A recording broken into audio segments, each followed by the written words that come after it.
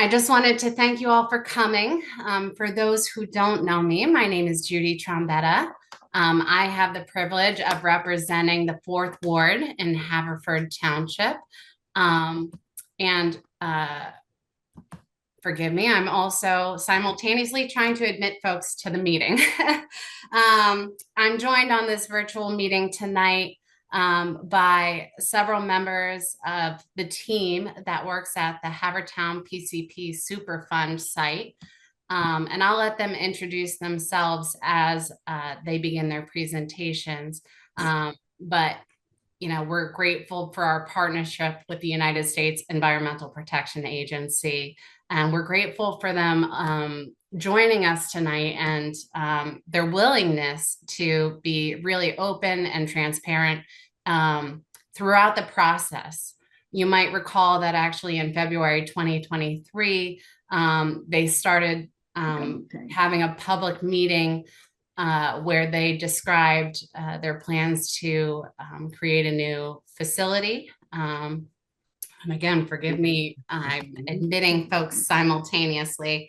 And they then had a virtual meeting with us in April. So again, they've been very open and transparent in this process, and we're grateful for that. So the purpose of tonight's meeting is to update us on that construction activity, but also to tell us about some of the additional drilling work that they'll be doing, and they'll be beginning in December of this year at and near the entrance of Paddock Park. A few more housekeeping items I'll just mention. Please, as we're going along, consider typing any questions that you have in the chat. We'll be monitoring those questions, and we'll try to address as many as we can throughout this evening. As I mentioned, again, for those who just joined us, this meeting is recorded so that folks will be able to view this at a later time as they like to. And then finally, I'll just again reiterate that we're so grateful to the United States Environmental Protection Agency, of course, for their work on remediating this site, which I think is critical work. But beyond that, again, for their partnership that they've had with the township for many years now, and their willingness to keep those lines of communication open and to take your questions and to have this meeting. So with that said, I'd like to just one final reminder, please do mute your Zoom so that we can allow the speakers to be heard by all. So please do that. And with that, I'll hand it over to Josh Barber from the United States Environmental Protection Agency. Thanks, Josh. Thank you, Judy. Hi, I'm Josh Barber with the EPA. I'm the EPA project manager for the Havertown site. I have been since 2013. And I want to echo what Judy said about appreciating the coordination that we've had between the township and the community, the EAC, over the years on this project. Obviously, it's an old site, but there's a lot of new stuff happening. So we value the input and the partnership that we have. So thank you. And thank you for this venue for tonight. It's pretty convenient for us, and it's appreciated that you can kind of get the word out to help us have this meeting. So thank you. So I have the chat open, and my expectation. So myself and two of my EPA colleagues are here, and I'm going to let them introduce themselves real quick. And then my hope is we have no more. I don't want to put everybody to sleep. Hopefully we will be done with what we want to present in no more than 30 minutes, hopefully less, and leave plenty of time for questions either from the chat or verbally if that's something that we're going to open up at the end. So I'm just going to hand it over real quick to Bob Stank to introduce himself, and then Jim Romig, and then I'll get started with our presentation. Hi, I'm Bob Stank. I'm also a remedial project engineer for EPA. My focus is on constructing the groundwater treatment plant And we've been at it for about 8 months now. We got another year to go. And it has just been wonderful working in the township. I know that there's an awful long history of people working together, and we're in a spirit of cooperation and coming in to do big project where it's just delightful to come in with such a long history of people working cooperatively together. So thank you for allowing me in your community. Jim?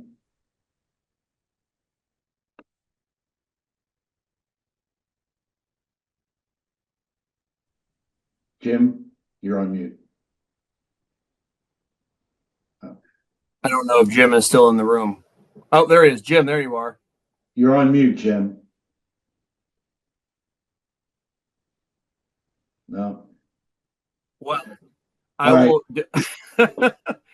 well, so the other guy who maybe you can or can't see, and hopefully we can get him unmuted, Jim Romig, is the other EPA remedial project manager working on the site. And the reason why there's so many of us is one, this site's very complex and there's lots of moving parts where we have investigations and construction and design happening all at the same time. And also I am transitioning off of this site as the project manager. It's been a very long and slow transition, and it's been happening for a little over a year. So I'm still working with Bob and Jim. There's just a lot of technical and administrative and funding stuff that happens with this site. So it's really not even a one project manager site at this point. And frankly, three of us, it helps to spread the wealth. But I'm handling some other site work. And so eventually by early next year, this will be Bob and Jim's complete show, but I'll still be off at stage right with all the support and the background information and still tying up loose ends. So that being said, I just want to jump into the presentation for tonight. Enough introductions and whatnot. So I'm going to share my screen. And can you see it now? Anybody thumb Judy? Yes, it looks good. You could put it in presentation mode. Yep, I'm going to put it in presentation mode. All right, so can you see my laser pointer? Yes? Yes. All right. All right, here we go. So the reason for tonight's meeting is threefold. We want to provide an update on the upcoming groundwater investigation, what we call the drilling program, for later this year and into 2025, and provided some basis on what happened with the last round of drilling. We will also, I'm going to provide that part of the presentation. Bob is then going to talk about the status of current operations on site and the current progress with the construction of the new groundwater treatment plant. And then we will have a Q&A to go over anything that shows up in the chat or any other kind of questions that are just presented verbally. So as you saw Bob, Jim, and myself, we do have a large EPA team that works on this site.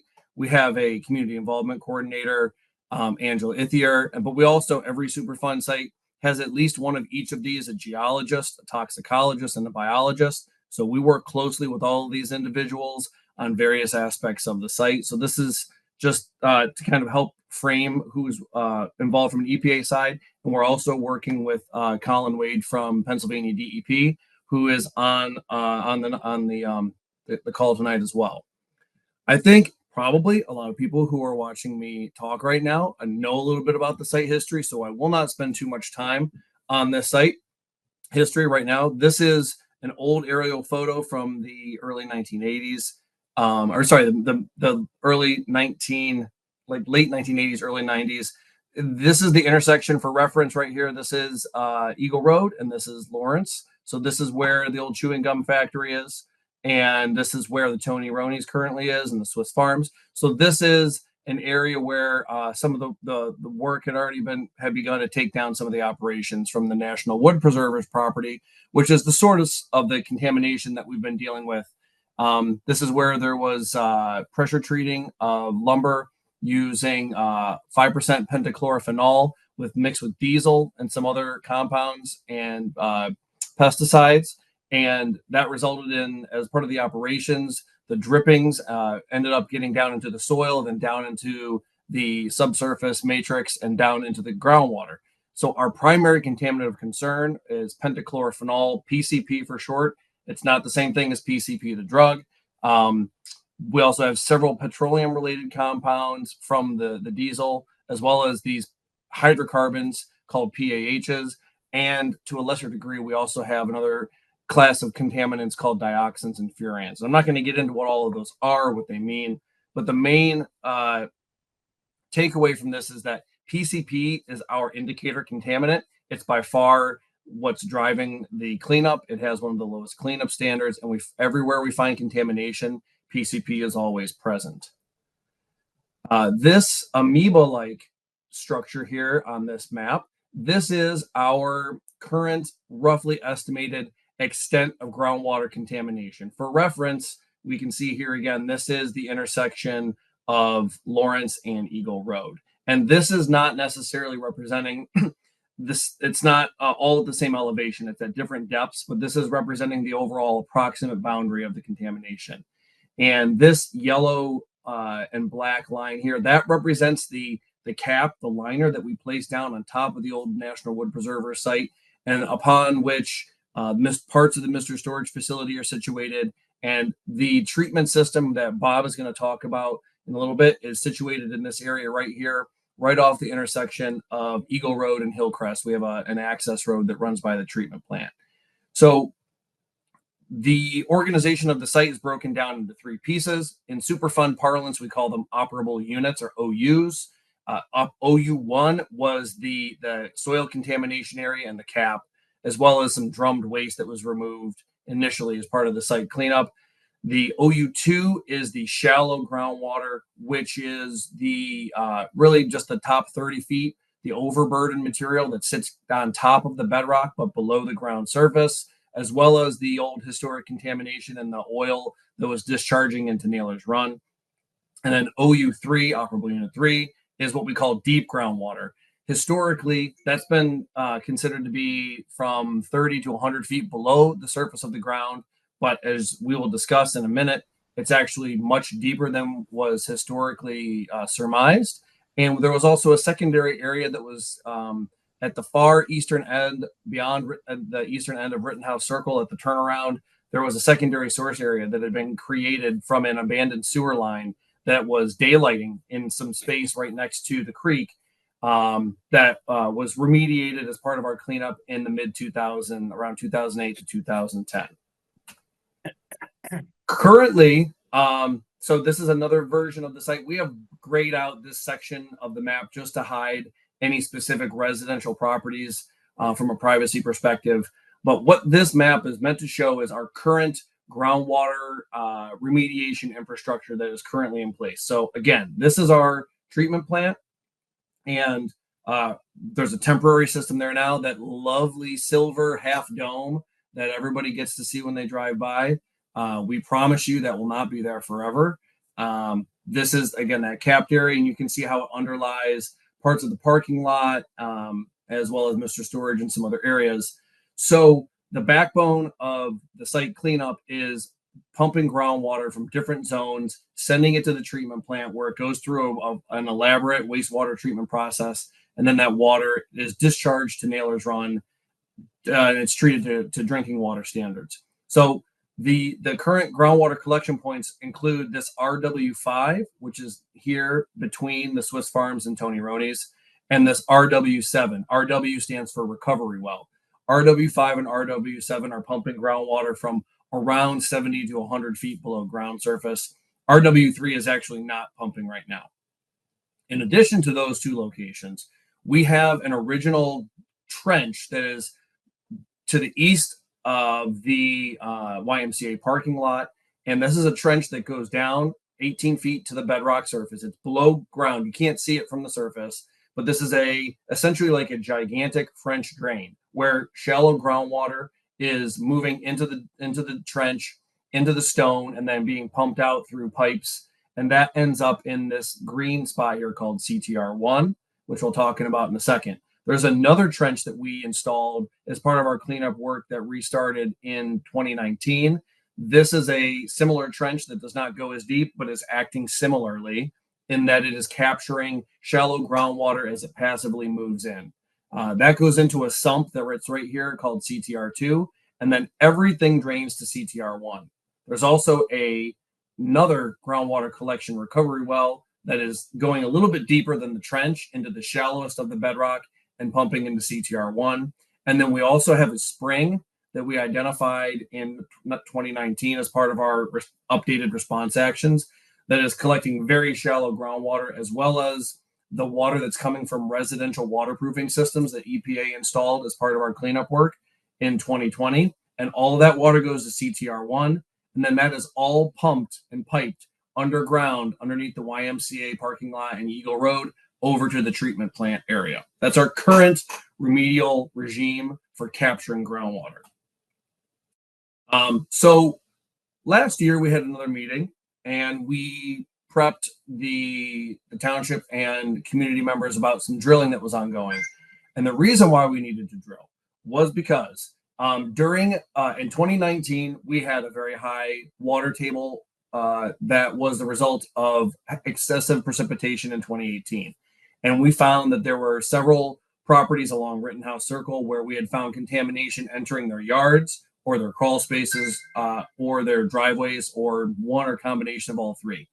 And that was an area where we conducted a response action, a cleanup to address those issues, to try and figure out why that groundwater did what it did, and to kind of get some additional data. We drilled these 6 locations that are marked in blue, these CW 36 through 41. So these were wells that initially went 150 feet deep. And then we went down and we over drilled them deeper, down to depths of up to 300 feet. Previously, the deepest groundwater well that we had on site only went down to about 130 feet. What we found when we drilled these much deeper borings is that in several locations, especially here underneath the former treatment plant, but also in these locations here at CW36D, we found high concentrations of contamination in the deep groundwater, much deeper than what we had seen previously or historically. So that was one, it was good to verify there was deeper contamination because it was helping us to track down what had happened or why we were seeing this issue. And it also prompted us to ask, what's the real extent of the groundwater contamination related to the site? Because we clearly didn't have boundaries on it. All of these red dots, all of these red symbols were all of the other monitoring wells that we had on site, but none of them extended any deeper than really 130 feet. So last year in 2023, we drilled at these locations marked in orangish yellow. And what we were attempting to do was go down and establish both a vertical depth boundary and horizontally establish a boundary where we were below all of our cleanup standards for our site contaminants. And we were using our cleanup number of 1 microgram per liter. That's what this UGL stands for in all of these different locations. UGL is the equivalent micrograms per liter or parts per billion. And our cleanup number for PCP is 1 part per billion for this site. So you can see the groundwater in this area kind of moves in the directions of these blue arrows. So it's roughly heading towards Naylor's Run, especially the shallower groundwater. But as we'll discuss, that's not always the case. We looked up gradient of the site where the groundwater is coming from, or as we suspected, and we found here that there was no contamination above our cleanup standard, which is good.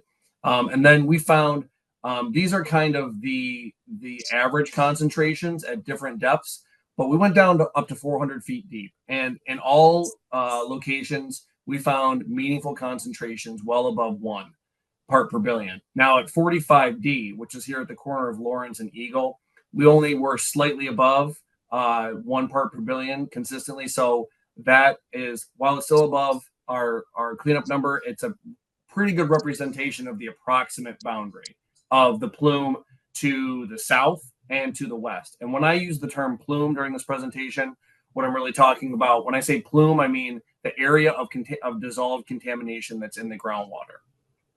So these are just some examples. When we did our drilling, we used a technology called rotosonic drilling, and it provides us with solid cores of rock that are 4 to 5 inches in diameter, which they're just cool to see. but they're also very informative because you can see the layering of the rock. You can see where there may be fractures in the rock, which is primarily where the contamination moves. And it also can let you see the orientation of the bedrock layers and how they which way they're pointing or which way they're dipping. And these are just some examples of the rock that we pulled up during that investigation. Again, we went up to 400. We went up to 400 feet at each of those locations. So what this really shows, this map is a better map that shows the relative overall maximum concentrations that we found in these wells that we drilled, both from the wells that were drilled in 2020 and 2021 and the other wells that were drilled in 23. A green circle means that we were below our cleanup standard, and so that's represented here. Everything that's got a yellow circle around it means we're above 1 but below 10, which is not clean. It doesn't meet our cleanup standard, but it is pretty close, and it really helps us to decide on, from a delineation and where to drill next standpoint, it's a good frame of reference. So as I mentioned, down here to the south of the source area, which was historically in this area, we were at or below 10. So that was encouraging. And similarly to the northeast, we found in the upper right-hand corner, upper eastern corner of the YMCA parking lot, we were below 10.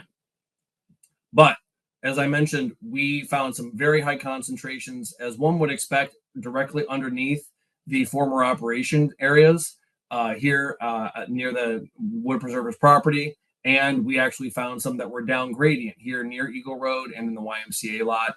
These are the highest concentrations that are between 100 and 1,000 parts per billion. And then orange is between 10 to 100.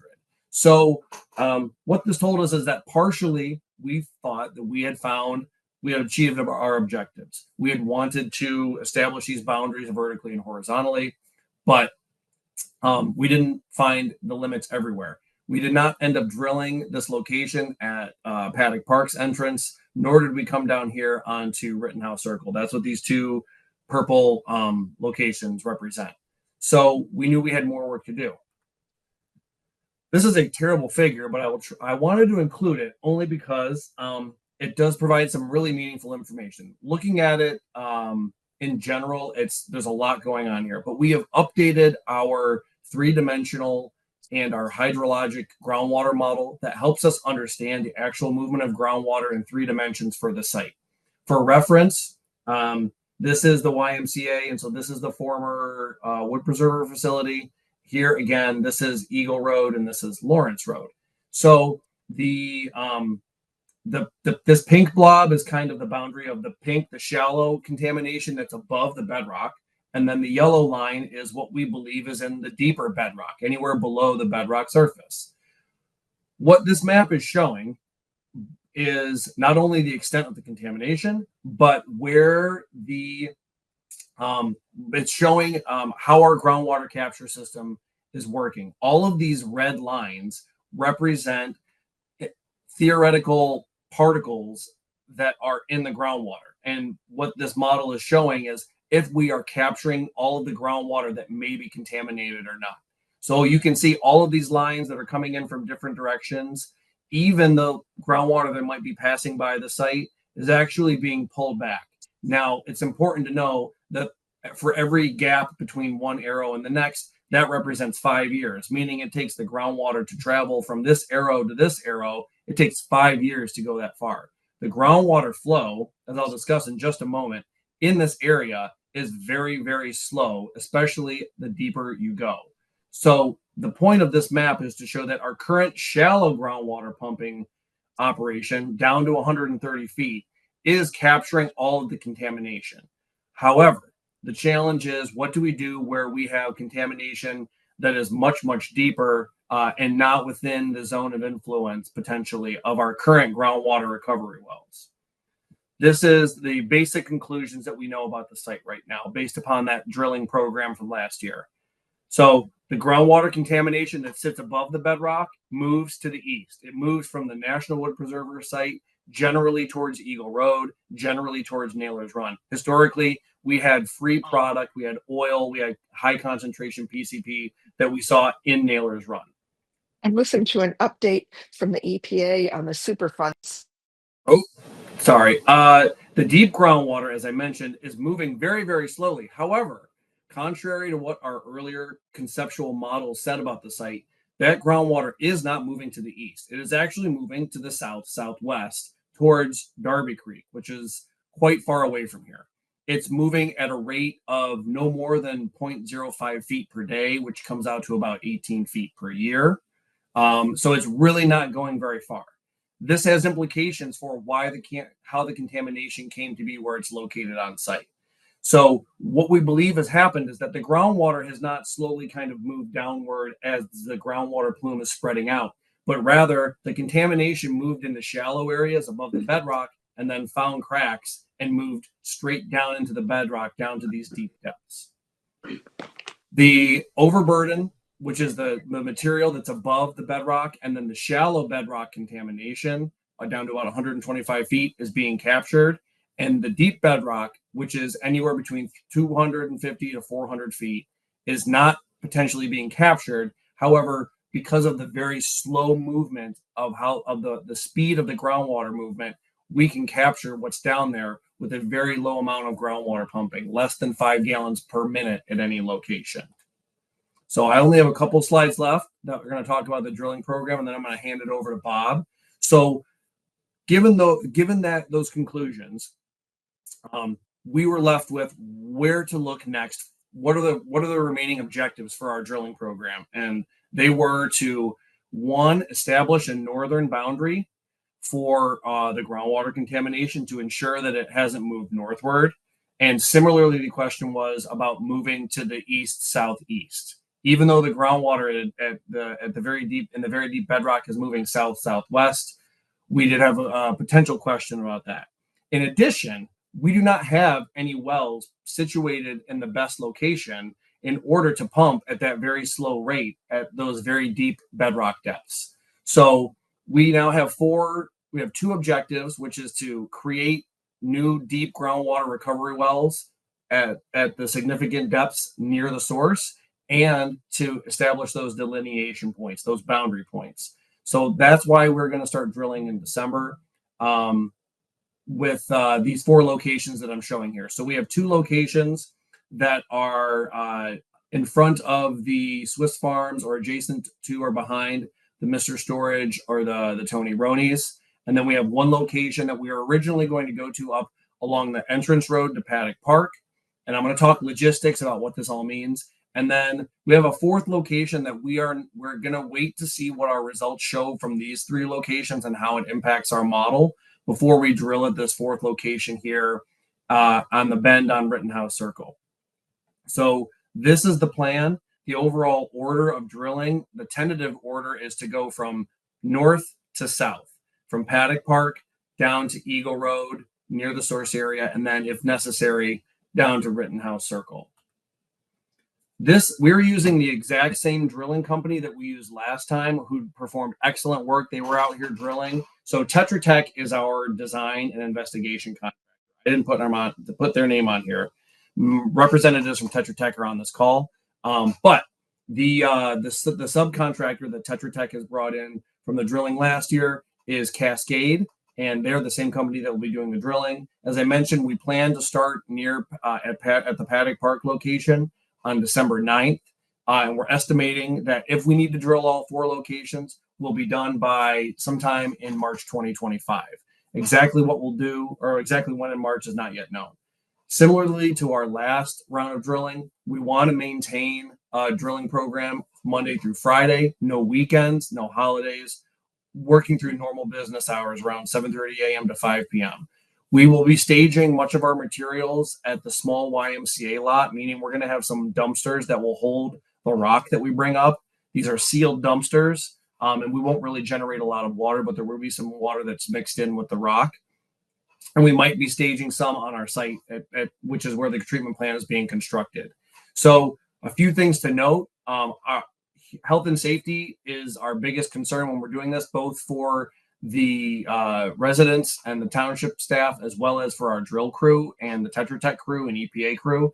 So we will have security fencing, as you can see, surrounding this overhead view of a drilling setup. And then We will maintain an open access way along the entrance road for Paddock Park during drilling. And obviously during nights and weekends. The vehicles cannot move while we're sitting over a hole, but once they're done and the main drill rig setup moves off the hole, then there's a much smaller operation that follows up behind that. This overall operation is about 80 feet long by about 50 feet wide as it relates to our overall footprint, but we can shrink that footprint whenever we need to, especially like when we're working along the Paddock Park access road. We will leave half of that access road open and just work in the tight quarters, periodically using a small track vehicle to help move things around.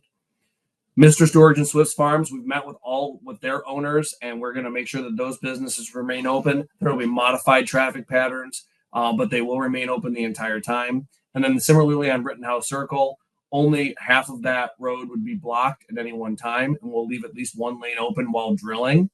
I should say the actual drilling operation that you see here typically is going to be sitting over the drilling location for the better part of 2 weeks. It'll take anywhere between 8 to 11 days to drill down and make sure the hole is drilled properly and to the depth that we target. And because of the challenges of moving the truck will not move off the hole during that time. But once we're done, as I said, it'll be off, and then we'll have much smaller vehicles that come back and then do the testing on that hole. So that is the last that I have, and I'm going to hand it over to Bob, and I'll help pilot the rest of the slides, and then we'll get to questions in a minute. Bob, it's all yours. All right, thank you, Josh, and just want to thank you for all the shepherding and good work you've done putting this, taking care of all the technical issues surrounding this site, and Jim and I are really lucky to get your expertise on this. So we're going to talk a little bit about the construction phase of the project, and this is where we do the actual remediation of the aqueous contaminants that we find in the groundwater. And this new plant is driven by two key points. The original plant that was there was ending its useful lifetime. And with the additional contamination that daylighted around Rittenhouse Circle, there was a need for a larger containment area. And part of the design was to add even additional capacity so that the results of the modeling give us new area to get aquifer water.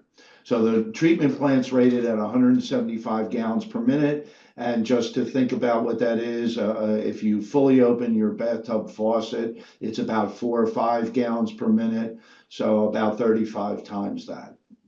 And the plant's designed predominantly to take care of PCP, but all the additional contaminants, and we work with the state on a state standard for those contaminants.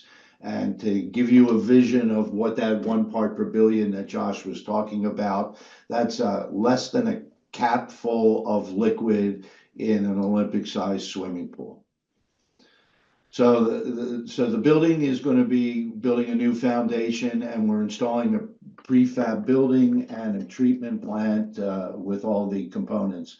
If you drive by that intersection there at Hillcrest and Eagle Road, you'll see some construction behind that gray tent, or the silver gray tent, and that's our site. We've had cranes up there, and you've probably seen those in the skyline. So part of this process is the result of the modeling work that Josh and Ian have done will give us an area to target additional wells. Currently, we're pretty sure that those 2 wells on Eagle Road in Mr. Storage and in Tony Roney's parking lot will be remediation wells. And we have up to 6 others that we'll identify. And those are going to be targeted to deal with the deeper levels of contamination. And the goal of this treatment plant is twofold. So it's containment and capture. So Josh's work is showing the delineation of the plume or the contamination in the aqueous layer, and we want to make sure that our wells draw that contamination towards the wells and stop escaping. The other part is to capture that contamination and remediate it. And that includes LNAPL, which is a famous EPA term, but it means liquid non-aqueous phase solution. And really what that is, it's the oil sheen that you would see in water if you put a drop of motor oil in it. That's LNAPL. So here's a rendering of the building. This was done by Tetra Tech. They're also the design engineering firm who's supporting the construction of the building. We did pick out the colors, and these are the colors. It's meant to match the colors of the YMCA and Mr. Storage. The funding is in at $21.5 million. It'll be about a 10,000 square foot building. And it's really focused on three modes of removing the contamination: is the addition of chemicals, the filtration of the contaminants that will precipitate out, and finally the absorption in activated carbon. And if you're wondering what activated carbon is, it's the same thing that's used in a Brita water filter, except a lot larger size vessel. All right, and I can't see the bottom, but it says projected to do about 82 million gallons of aquifer remediation a year. All right, so we have been on site. Construction started in April, May timeframe. It's always slow to start. Foundations, especially the foundation design for this building and the utilities, are very complicated and slow. Also, our pre-engineered building has been delayed. There is a run on construction going on at the moment post-COVID. And so what we have started to do is build the plant underneath. So the plant is and you'll see that large equipment. Judy and I were talking about this beforehand, that the white tanks that were on the lot at Darby Road that many have you seen, have been seen, are new equipment, and that new equipment was stored in place until the foundation was prepared. That's all been moved on site. We were pretty much finished with laying the major equipment in and the foundation. Starting this month in November of 24, you'll see cranes erecting the building. All the steel for the building is on site, and we're just getting organized with our safety plan and our construction plan. So somewhere between Thanksgiving and Christmas, you'll see the crane up and structural steel being and the building put up around the equipment that's already in place. All the major equipment kind of has been delivered. We're just very thankful for the Haverford Township Police Department who helped us with escorts, and hopefully we didn't cause too much delay in the traffic in the area. It went smoothly, and we just got a lot of cooperation. At the end of this, about a year from now, we should be completed with the plant and starting it up and removing the temporary treatment plant that's under silver tent, and then we'll start on landscaping. And we plan to, if you see that Eagle Road, we plan to be consistent with the gating and the fencing that's on Eagle Road. It really does look nice, and we want to be a good neighbor while we're out here. All right. So here's a couple of pictures of the work on site. There's the crane in the upper left, and that was a pretty celebratory day for us geeky engineers. That was the first piece of equipment installed. And you'll see in the other two things that we're building the inside walls while we're waiting for the building to be delivered. Tetra Tech's our design contractor, and we are also using the Army Corps of Engineers for their expertise in construction oversight. And it's really been a good cooperative team. Thanks. So this is a focus. This is something that we talk about on our site every day. We understand that we're guests in your community. All right, and not always are people excited about having the EPA do construction in their area. So we try to really focus on minimizing the traffic. Not You see construction sites, which drives me crazy, that little trail of dirt when somebody's building a new construction site. And we make sure that while we're there, we keep the roads clean. And really been just really happy with the discussions that we have. The pictures on the right are from a finished site that we just completed in Doylestown about a year ago. And their neighbors, they're getting the selfies with hard hats. We hope to have some of the local community out there.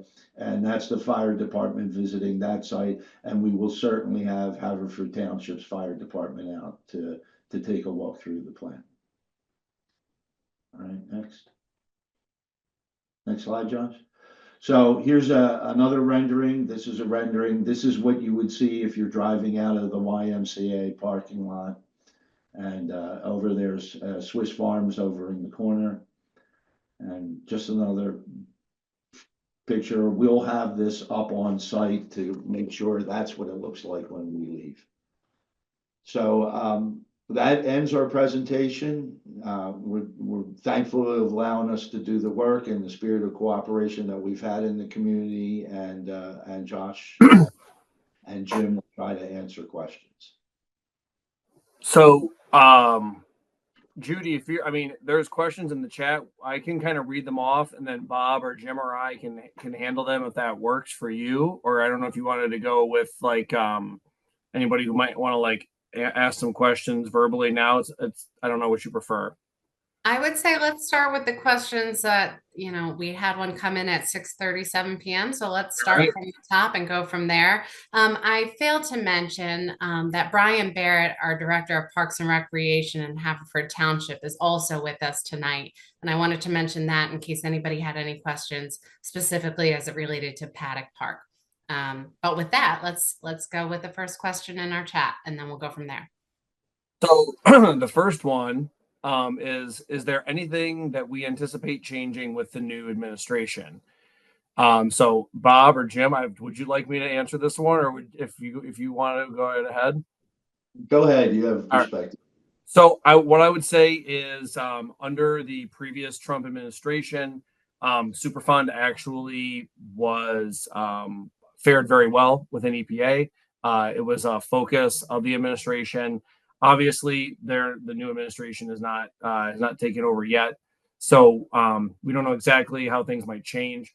But really, when it comes to Superfund, when regardless of administrations, generally with cleanups that have started, the funding continues to come in to complete those projects first. So there will be funding. So Bob already has all the funding that was requested to do everything he just talked about with the plant construction, and the new recovery wells will be another slug of funding that we'll be requesting into next year.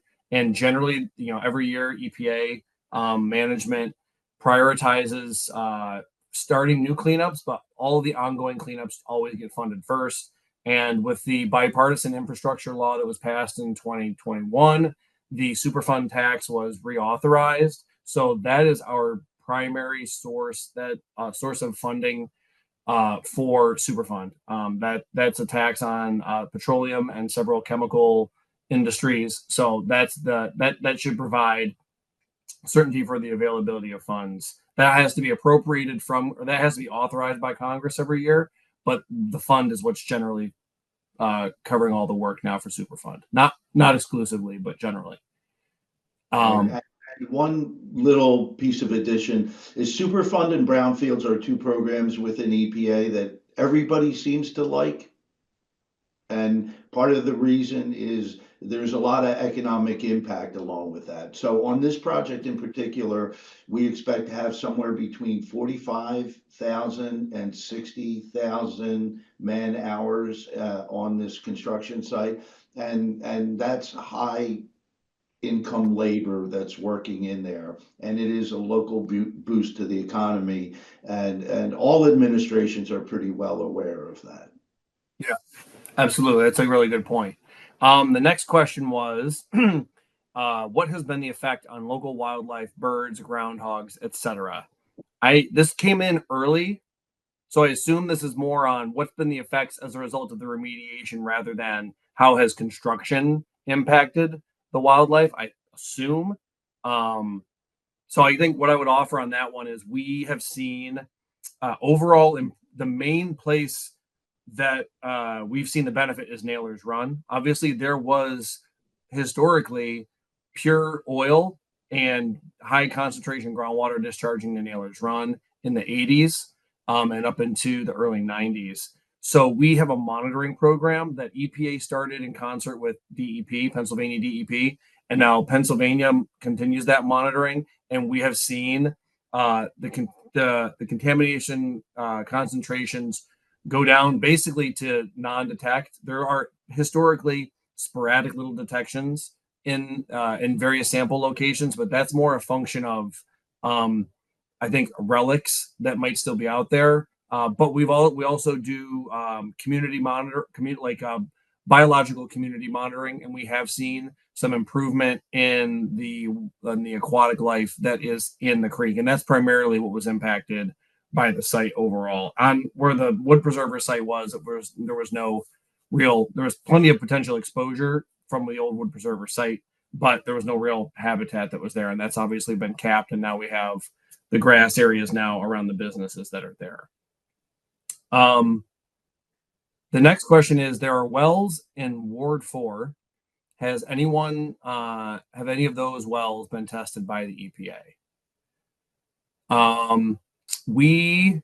Bob, I don't know if you want to take this one at all. Okay. All right. So I would say we have a survey. We have information on all of the wells that exist. And when we had our public meeting back in February of last year, we talked about this, where Pennsylvania DEP maintains a database of all these wells. So the short answer is we haven't specifically tested any of these wells recently. There was most likely a long time ago historical testing.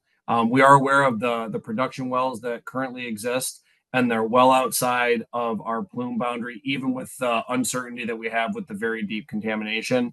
But I think that we're always open to any information that we may not be aware of that can be useful, and kind of looking at if there's a production well that we don't know about, or some kind of usage that's a well that we're not aware of its existence. So I would encourage, our contact information is in this presentation, and we can work with Ward 4 and look at those wells and see if somebody wants to get a hold of us, if the commenter or anybody else would want to bring that up, email Bob and myself and Jim or any of us, and we can look at that closer to track that down and see if there is a need there. I mean, sampling is something that's very easy to do, and it can always potentially be an option.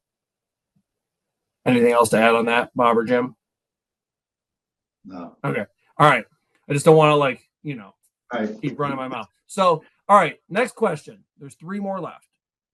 And Bob, I can tell you the last one's going to be for you because it's construction related. So this one says, given the flow of the deep groundwater to the south of Lawrence, would you not want to test further south towards Virginia Avenue where the groundwater model seems to circle back? So that's a good question. And it's a salient thing for to notice that those particles that had kind of been pulled back. So what that model was showing, those red lines weren't where the contamination had gone, but it was more particles of, like, if you had dropped a theoretical water droplet in the aquifer at the start of those red lines, where would it have moved to over the decades? And then how is it being influenced by the pumping? So it wasn't contamination that had moved south of Lawrence. However, as I noted, we do have a couple wells just to the north of Lawrence, where the one spot in the YMCA spillover lot at the corner, and then the one that's behind the Tony Roney's. So those are deep wells where we are essentially at or below we're right at our cleanup numbers. So and we have looked at drilling south of Lawrence towards Virginia Avenue. So to be frank, it is tight quarters in those small streets. We've done reconnaissance, trying to find a place where we're not too close to power lines and where we will not block off traffic. And some of those roads are very narrow. So that's not to say that we couldn't drill there. But what is in our favor for not needing to drill there at this time is the fact that with the new knowledge that the groundwater contamination in the deep bedrock does move south-southwest, and the fact that we have two deep wells that are south and southeast of the historic source area, and we're kind of at our cleanup standards at the most, suggests that even if there's any contamination that moves south of Lawrence, it would be pretty minimal, and it's going to be pulled. It's going to be, it wouldn't have gotten that far. And if you go back to, I don't know if I made this clear, like the way we think the contamination got really deep is that it migrated in the overburden. So in the gravel and the sand that sits on top of the bedrock, it moved and then it dropped once it hit a crack in the rock. So it's not like we would expect to see something that would be further south that we wouldn't have picked up with our shallow. We have a very dense shallow monitoring network that's south of the site that would have caught something like that. So we don't see a lot of information that would suggest that we need to look south of there. But as with everything, you know, we just saw that our conceptual site model, that was a pretty major seismic change, no pun intended, about bedrock. That was a seismic change in our understanding of the groundwater flow regime for the site when it relates to the very deep groundwater, not the shallow stuff, but the deep. So that's a good question. It's not off the table, but with the current drilling program and what we're hoping to do, that will hopefully not be necessary. All right. This is a really great question. Why are the numbers so high even after 30 years of pumping? I mean, Bob, I'm just talking a lot, so I want to give you a shot, but I'm happy to answer this one if you want. All right, so Jim, we haven't heard from Jim, and I think his mute button is. We got you here? No, all right. So this is a slow process. It's a slow process. You have to. You see that the water moves slowly, and it's the same thing. Like if you're at the beach and you dig a hole in the sand kind of shuffles towards the well, and you're grabbing that contamination. And if there's a spot in there, as Josh and Jim have taught me about fractured bedrock, it kind of moves slowly. Some of it has to dissolve and move around it. The thing that we're hoping for is that this is the last plant that we have, but we're not even sure that that will be the case. Yeah. And the things I would add are, even though the numbers are high, like we're obviously in some of these locations, we have free product that's sitting on the surface. Like really the wells that are directly underneath wood preservers, we still see a little bit of sheen on the wells, right? And there are high concentrations, around anywhere between 1,000 to 2,000. But we've seen concentrations historically that were upwards of 10,000 parts per billion.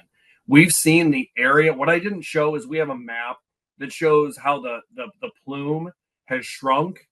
Really, it's on the eastern edge. It hasn't been pulled back, but we basically cut off the source. So the plume has shrunk where it used to reach almost to the turn in Rittenhouse Circle.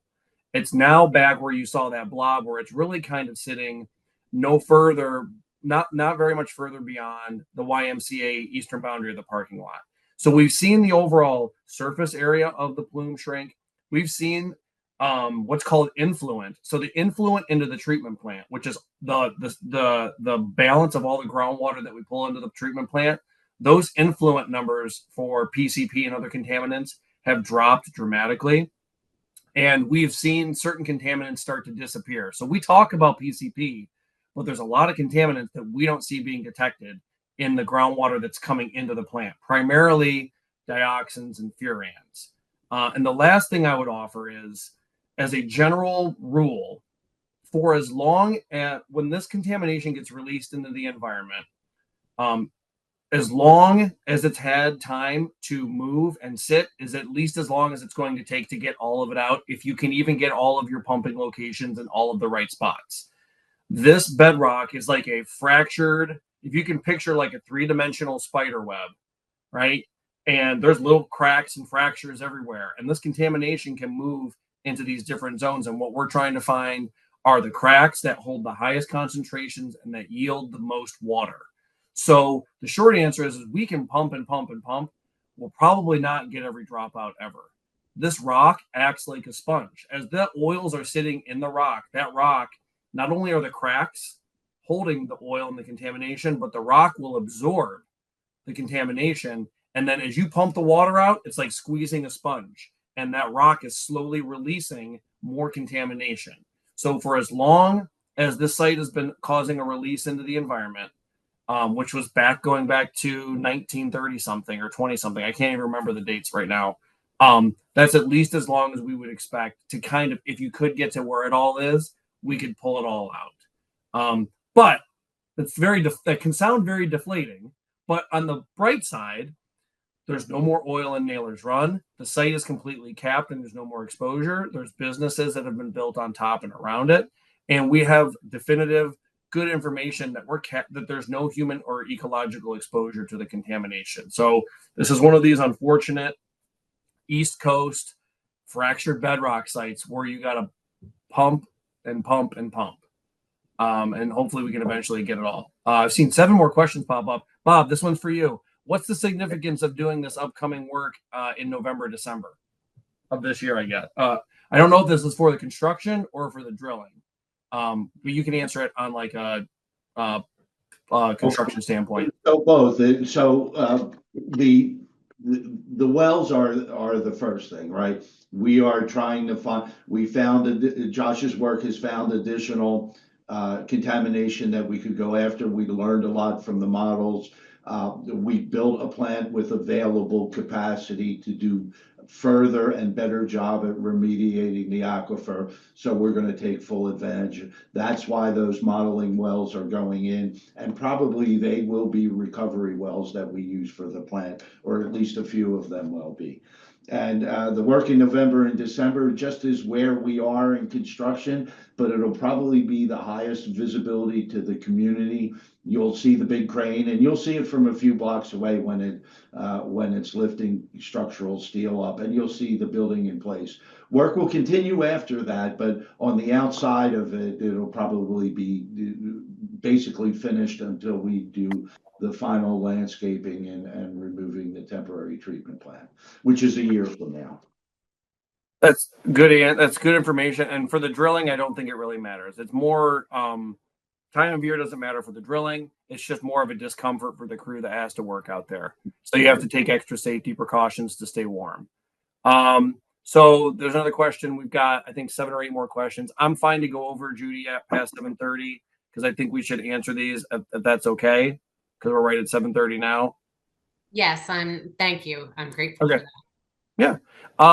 So the next question was, so how are you actually protecting our community from these chemicals? Many children play in the soil and the creek bed. So I would say that there is no exposure to these contaminants that we see now. So the Naylor's Run, we don't really see any detections in the surface water or the sediment other than these sporadic detections that come up and then they're not there the next time we sample, which probably means it's a relic of something that was deep and has come to the surface, but it's largely we don't detect any of it. The groundwater that we capture is treated to drinking water standards and then it's discharged to Naylor's Run. The most recent removal excavation action that we did starting in 2019 and 2020 did deal with the residential properties on Rittenhouse that had been impacted. So that was really our last surface-based exposure point where we had contaminated soil or water going into crawl spaces or into basements. And we've eliminated all of those. So there is no more current exposure.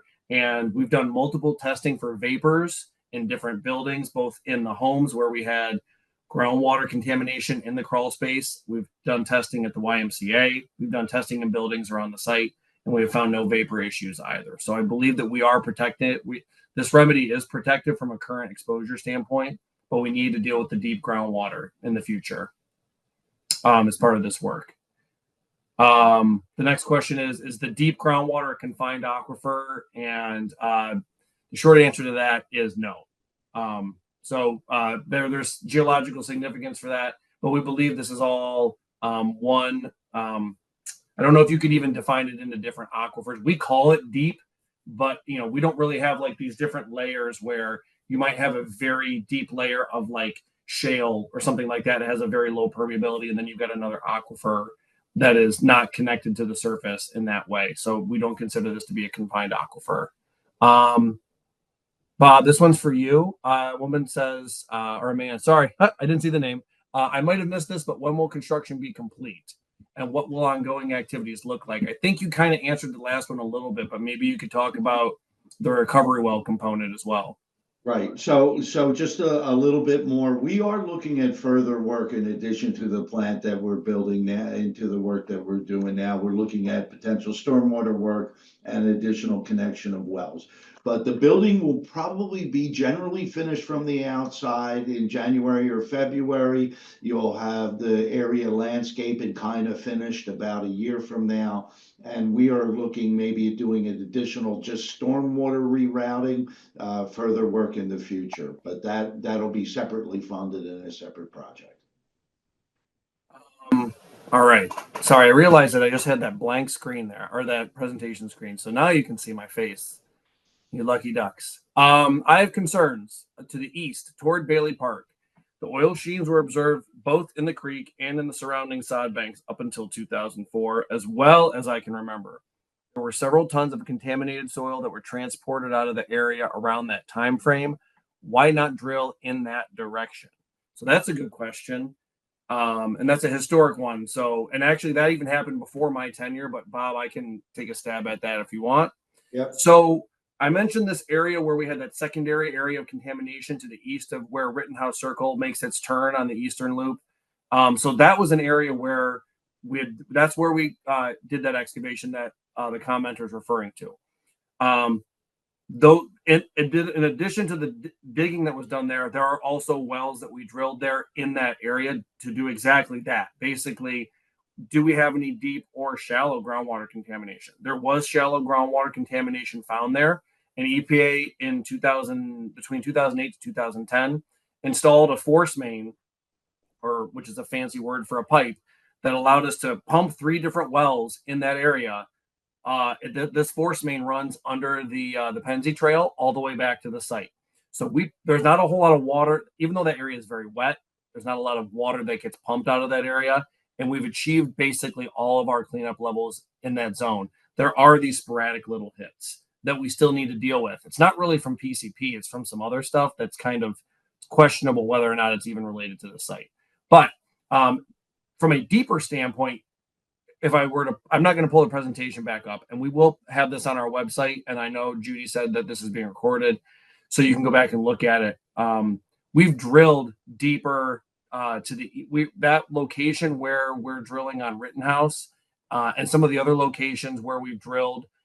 They do not go as deep, but they have hit clean water, especially further down Rittenhouse, further to the east, towards that area where we did that excavation. Knowing what we know now, given that our shallow wells are clean as you go down to the east on Rittenhouse Circle, and given that we know that the contamination in the deep aquifer moves south, we have a high level of confidence that it's not really something that's moving east in that area because we've already remediated that secondary source zone. So we really are pretty confident that we don't need to drill any further in that direction. But as I'll say with all these comments, please email us or call us if you want to talk about this more, because we're just trying to get through the comments and try and address everybody's concerns initially. But obviously you can always go more in depth. So based on the period of Darren, why are you asking such a hard question? I knew you would ask a hard question. Darren, based on the period of operation disposal of the PCP at the site, how far away, moving at 18 feet per year, is the edge of the PCP in the deepest groundwater? So that's like we haven't actually, so the model is we're waiting for an updated version of our model on this. And it's important to note that even with the groundwater moving at approximately 18 feet per year in that very deep aquifer down, 300 to 400 feet, you got to remember that the contamination also needed to get there. So when did the clock actually start on that 18 feet per year as it relates to the contamination? I don't think any of us know that, but our updated model that we're working on and that the results from this drilling are supposed to inform will provide clarity on that. And we obviously we share all of our final documents for review, and we can coordinate so that the public can kind of look at what that model means, and we can always do more discussions on that to kind of help answer that. But the short answer to that question, which is a good question, Darren, is I don't have a specific we don't have like a specific distance as of yet. That's all I've got on that one. Then somebody said a comment, which was, you were accurate about the wildlife. The first time I observed the fish in the creek since the 60s was 2004. That's good. And somebody said that's a great sign of a healthy environment for people. And it is. We do have, as part of the monitoring, we have DEP has reference creeks that we compare against. The creek that we use is in Ridley Creek State Park. So obviously that's a much more pristine environment. It's not to say that Naylor's Run is like Ridley Creek State Park, but you need to have a reference area, a reference to compare against. So that's kind of the ultimate goal if we can get there from a contaminant standpoint. But obviously the habitat, there's not a whole lot of concrete channels in Ridley Creek State Park, but it's a good proxy. So that's kind of what we're looking at when we do our evaluation, and we sample the fish and some of the macroinvertebrates for actual contaminant concentrations in their body tissue. Let's see here. The last question is, Bailey Creek this year has had all its minnows die in mid-July. Why suddenly die midsummer this year? What was released? So I think that there is a potential answer for that has nothing to do with this site, but I wonder, Bob, if you might talk about that a little bit. And I mean, we may not know the answer, but you can kind of talk about the facts that we know. Okay, so this is interesting. Jim and I were on the site working on a construction project, and we got a call from Tetra Tech, who works both for Josh and I on construction and well work. They also work for the state on doing this sampling, and they were out doing sampling for fish in Naylor's Run. And we got a call back that they found some sediment in the creek that was unusual. It looked like concrete. Jim and I held our breath because we were pouring concrete at the time. So off goes a group of technical people with their boots on and hard hats and yellow visibility, high vis jackets, trouncing through the neighborhood and up and down the creek. And we discussed this with Colin Wade. He's our PAYDEP state representative. It did not go back in Naylor's Run as far back as our plant construction site goes, and we breathed a little sigh of relief for that. So at least it wasn't us. And we found that it came from a stormwater drain that empties into a side tributary from a local neighborhood. I know that Colin and I talked about it. I think that the state was going to investigate it. It appeared to be like gypsum or concrete out on the side, but we had just great input from the local community. There's a couple people who saw this contamination come down and helped us with a bit of sleuthing. So well, I don't think that we have a clear answer. It doesn't appear to be chemical contamination. We have samples of all of that, and Colin Wade in the state is kind of leading that effort. But yeah, it was kind of a hold your breath day for all of us there. And I'm not going to put Colin on the spot because I don't know that he's prepared with an answer. He obviously could jump in if he wants, but Colin's information isn't in our contact information in the slides. But if anybody can't figure out how to contact Colin, or if you don't want to look hard on the internet, just contact Bob or myself, and we will put you in contact with Colin to talk about that. He and I and Bob have worked together for a very long time, and we work well together, and he does great work. So I'm sure he can answer those questions when he's ready. And then I think, there you go. Colin put his email in there right in the chat. So check it out. And then the last, everything is just compliments upon compliments. But I thought there was one more question. Here we go. So this is a really good question. I'm going to tell you right now, I don't have the answer prepared, but we will figure this out for the next time we have a project, or next time we have a presentation. Even if I'm not on the presentation, we'll have these numbers because I think this will be very interesting. So the question was basically, I'm not going to read it verbatim, not basically. Hold on. What is the running total of money spent, and where does this project rate in terms of priority with other similar projects? Mm-hmm. So I'll figure out the total that we've spent on this site. I mean, this site's been on the national priorities list since 1981 or 82. We've done a ton of work. And that's in like $1980. So that's like $6 today. But, I will come up with a running total of that. And then kind of how I think the person is kind of asking, how does it rate in terms of money spent on other projects? But he does say in terms of priority. And I think the answer, we get this question a lot because of the way sites become Superfund sites.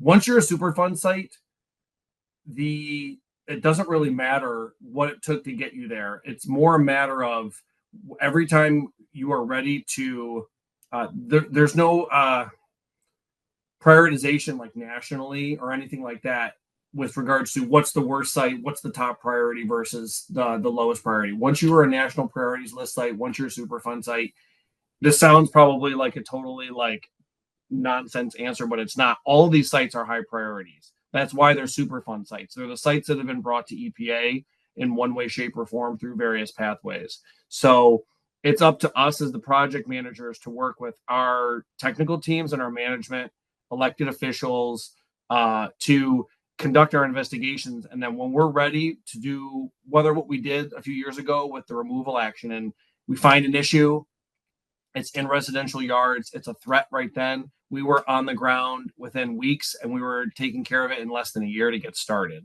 So if you have something where it's less of an immediate threat, if it's a deeper contamination situation, or if there's no current exposure, maybe you do you follow a different pathway under Superfund to select your cleanup for these bigger cleanups. But overall, it's all equal priority. It's just more a matter of getting in front when you're ready to start a cleanup and requesting that funding, and then getting going, like I said. And as I said, also, once the cleanup starts, the funding keeps being provided. Those get first priority. And that's where we are now. The site is in cleanup. It's in construction. So all the ongoing construction sites get funded before any new starts happen. But recently, we've had enough funding to start all of the starts and keep all the work going. Bob, I don't know if you want to add anything to that at all. No, that's a good thing. Other than the one great thing about being an EPA, because I haven't been for that long, is that we really focus our time on sharing documentation with the community. By law or by practice, our site has all the technical information that we understand, and all the work that we do about a site is published and reviewed and well thought out and well written and posted on our Superfund site. So if you have the time and the energy to go through, you will know the information that we know about the site. And just a really nice thing about EPA is that we're just outwardly focused. That's the last question. A lot of people have dropped off and said thank you, but that's it, Judy. So I'll turn it back over to you. Well, thank you. And I'll just echo the comments in our chat. Thanking you all so much for your time. Of course, thank you to the residents for your engagement. Those were some really great questions. And of course, Bob and Josh and Jim, even though you conveniently were on mute the entire time, we're grateful to you and your partnership. And we'll do it again next time. But thank you, everyone, for joining us tonight. Thank you. Have a good night. Good night.